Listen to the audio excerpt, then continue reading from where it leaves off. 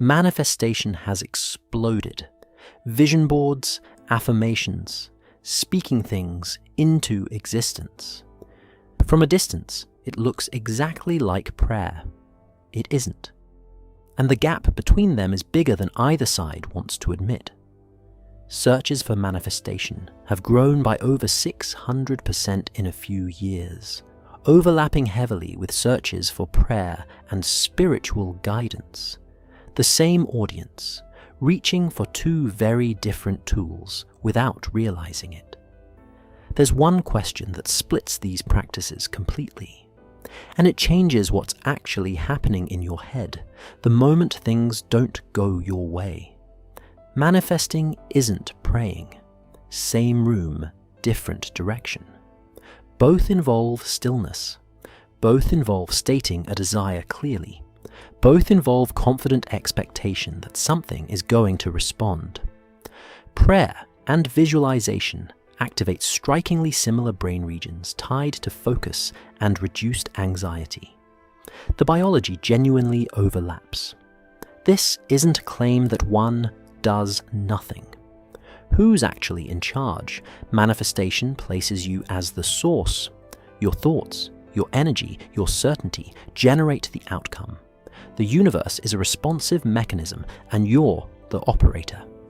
James 4:13-15. Instead, you ought to say, if it is the Lord's will, we will live and do this or that. James isn't correcting ambition. He's correcting the assumption that you're the final authority over what happens. People with a very strong internal locus of control, believing outcomes rest entirely on their own mindset, report higher anxiety when outcomes don't materialize than people who believe some outside force shares the weight. Believing you're fully in control is heavier than it sounds. That difference changes everything the moment a plan fails. Who gets blamed when it fails? If you manifested something and it didn't happen, the logic of the practice points back at you. Your energy wasn't right. Your belief wasn't strong enough. Failure becomes a personal defect. Matthew 6:10, your kingdom come, your will be done.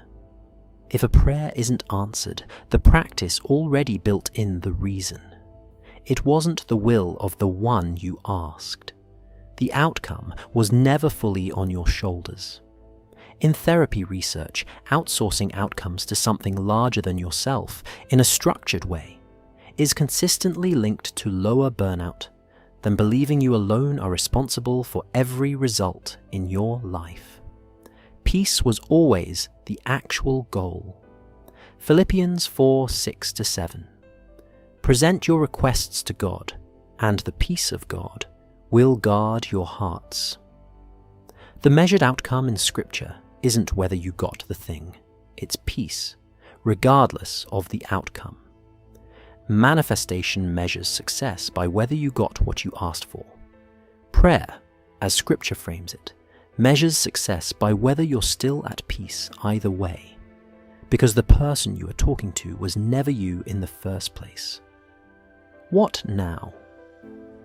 Same stillness, same hope spoken into a quiet room, but one hands the entire weight of the outcome to you, and the other hands it to something bigger, with permission to say no.